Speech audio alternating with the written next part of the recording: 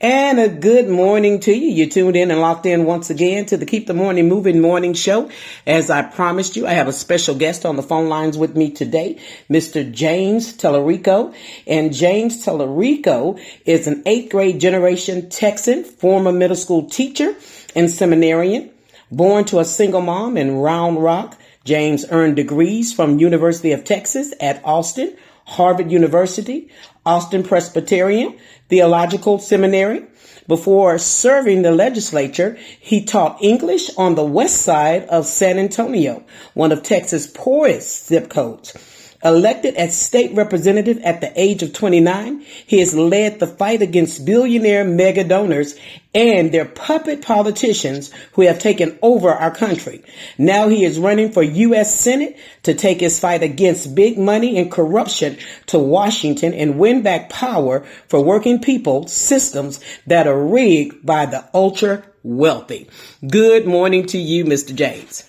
Good morning. Thank you for having me. Listen, I was excited when I got the information that you wanted to come on, and I wanted to talk to you because our listening audience have some questions. And it's not about whether you're vegan or not, because we can care less about that. Sure. Okay. The answer is no, by the way, but yeah. Okay. And I don't know why they're making that a big deal, but we're not going to make it a big deal right here. Okay. I appreciate it. But and I like the fact that you're from I wanted to say West Side for some reason when I read that. So that means That's the right way to say it. That's right. Okay, good. Because we need somebody with some grit to handle the people that we're coming up against. Now, let's address the elephant in the room, because a lot of our listeners were Jasmine Crockett supporters. Yep. And a lot of people were sad that she did not win. And the sad thing about it to me is I'm hearing a lot of people who said, he can't get my vote. He's going to have to fight for my vote. What do you say to them?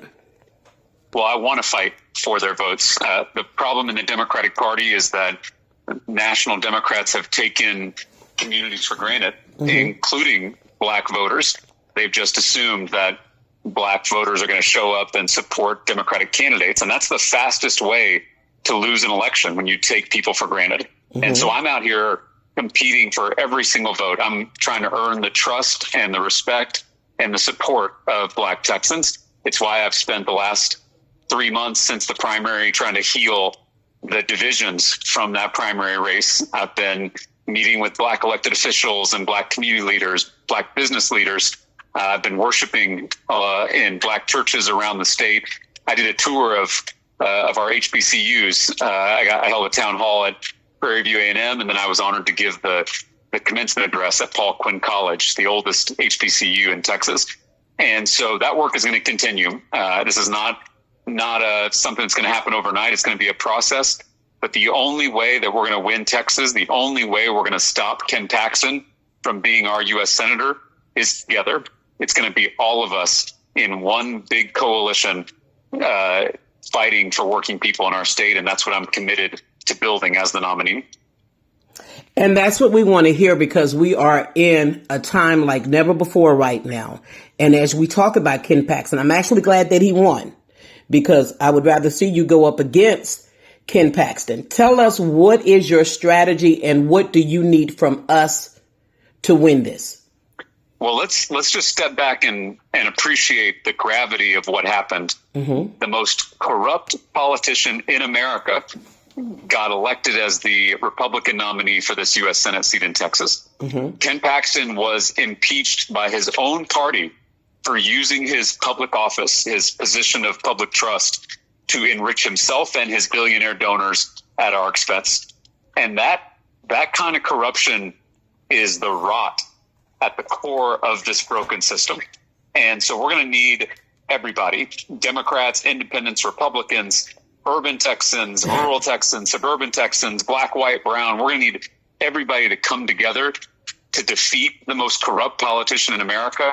Because if we can do that in this race, in this year, in this state, then I truly believe that we can come together to defeat this entire corrupt system at the federal level. So this is a lot bigger than just one race in one state. By beating Ken Paxton, we will build a coalition that's necessary to transform this broken, corrupt system. And it is broken and corrupt. And as I've been watching the news, I see a lot of the smear campaign that's coming up against you. One thing that I do like that you did say, that Jesus did not spend a lot of his time addressing the things that they're addressing. Now, people can take that wrong, but I believe that if you're a true Christian, you can get what you were saying on that. What does your faith have to do with this? And how do you think your faith is going to help you through this? Well, my faith is central in my life. It's central in my public service. My granddad was a Baptist preacher in South Texas. And when I was real little, he told me that we Christians are supposed to follow the two commandments that Jesus gave us: love God and love neighbor.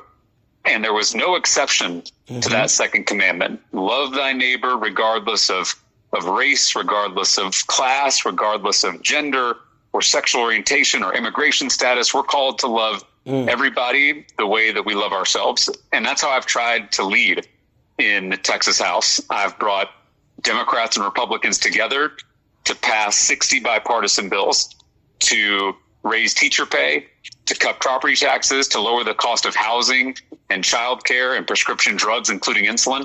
I'm trying to love my neighbor through public policy. I'm trying to make my neighbor's life a little easier, a little better, a little less stressful. And that's exactly what we need in a U.S. Senator. Ken Paxton does the very opposite. He uses his position to enrich himself and his billionaire donors at our expense. He doesn't fight for us. He doesn't serve us. He serves himself.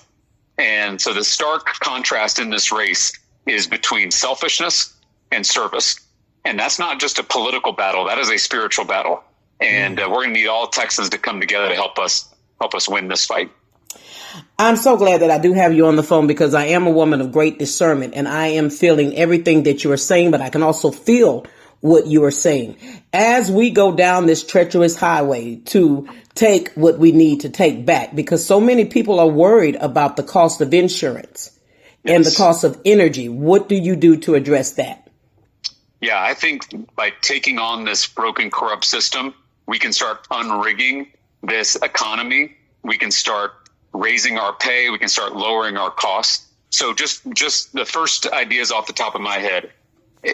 Once we have a senator who's going to fight for us, we can lower the cost of groceries by repealing these crazy tariffs. We can lower the price of gas by suspending the federal gas tax and the federal diesel tax. That would immediately save every Texan more than $200 a year